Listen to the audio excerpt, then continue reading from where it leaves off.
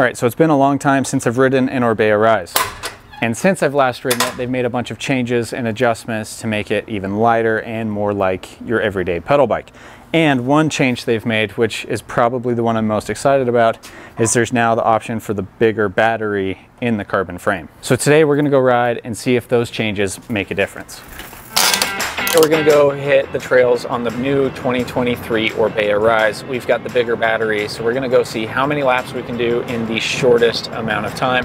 It's gonna be a full boost kind of day. So I'm a dad, I've got a day job, I've got a mortgage to pay, and my time to go ride bikes is a lot more limited now than it used to be.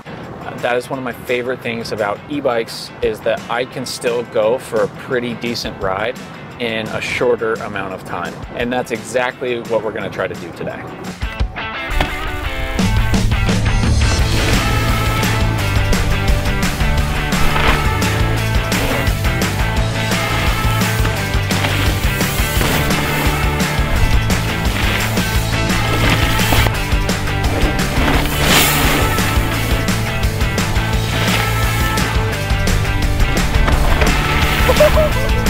Whoa! How freaking fun this bike is.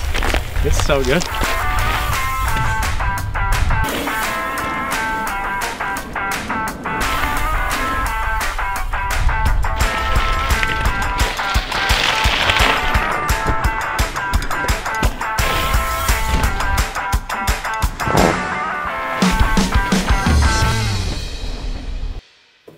Okay, so we just got back from riding and we are going to talk about a couple of updates on the 2023 Orbea Rise. First big update is the bike is now even lighter, which is very impressive because it was already stupid light to begin with, but we are about 1 pound lighter than previous models. And we also have an updated Shimano EP8 RS battery. This is like the EP801. It's a little bit more customizable than the old one, still 60 Newton meters. Talking about drive system stuff, this might be my favorite part. We now have the option for the bigger 540 watt hour battery in the carbon frame. That used to just be an option for the alloy models. Now you can get either the bigger 540 or you can get the smaller 360 watt hour battery if you want the lighter bike and you're not too worried about big range. This one, we have internal headset cable routing for better or worse. It is super clean. It is very nice, especially with the new Shimano controller. It does clean up the cockpit on this bike a hell of a lot. We've got these two now. These are just other nice little features. Orbea has updated the linkage. That does make the bike lighter. That is where they've saved some of that weight. Also makes the bike a little bit stiffer. All in this linkage down here. This one's pretty cool though. We now have the hidden multi-tool that sits right inside the linkage. So you've always got a tool with you. All right, now let's talk about how the bike rides. All right, so I'm not going to spend a ton of time reviewing ride qualities of the Orbea Rise. I've ridden and reviewed this bike multiple times. I will leave links to every one of those reviews in the description below if you want to go check all of those out. Today we're going through the high-level crash course Orbea Rise ride review. To this day, the Rise is still one of my favorite lightweight eMTBs on the market. It ticks almost every box for me when it comes to this category. It's one of the lightest eMTBs on the market, especially when you consider the output of the drive system. Most of the other bikes that come in lighter than a Rise have less peak output. They're at 50 Newton meters rather than 60. Then, if you factor in the larger 540 watt hour battery on the Rise, it has all of the other e-bikes beat by 100 or more watt hours in terms of capacity.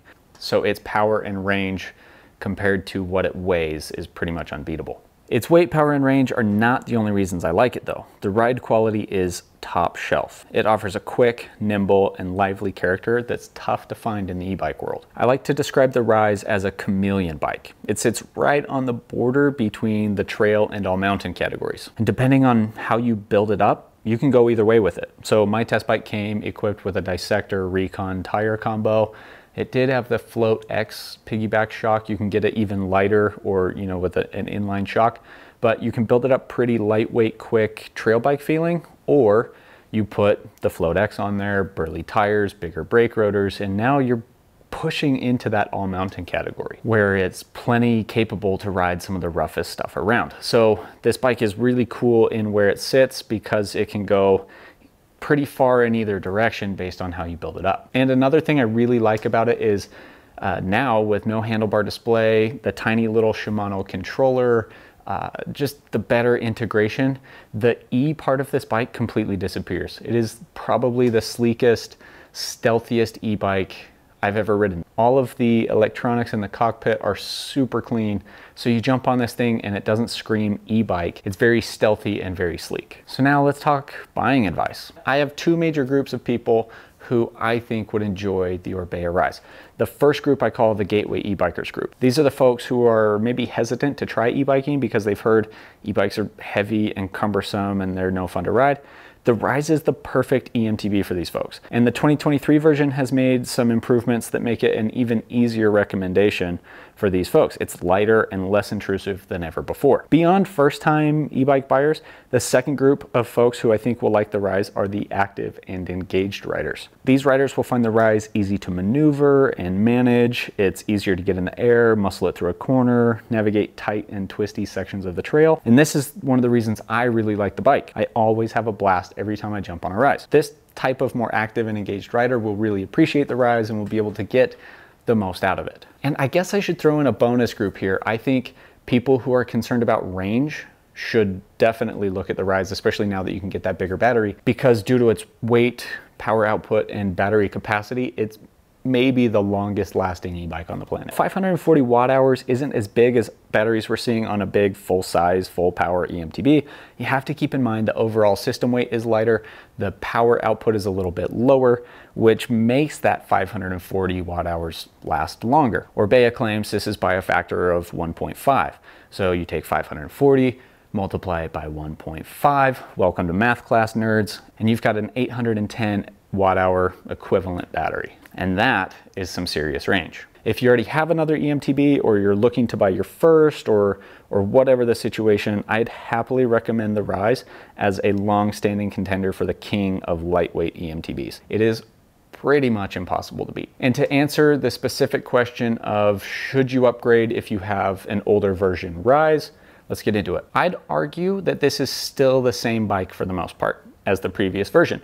Most of these updates, except for one or two, fall in that kind of nice to have, but not 100% necessary category for me. Things like the new controller. It's very nice, it's very sleek, it's very sexy. The old one did the job just fine. The bike is a little bit lighter per build, you know, a pound lighter, which is great, but on a 36, 7, 8 pound bike, not a huge deal breaker at the end of the day. The in-frame, in-link tool, super cool.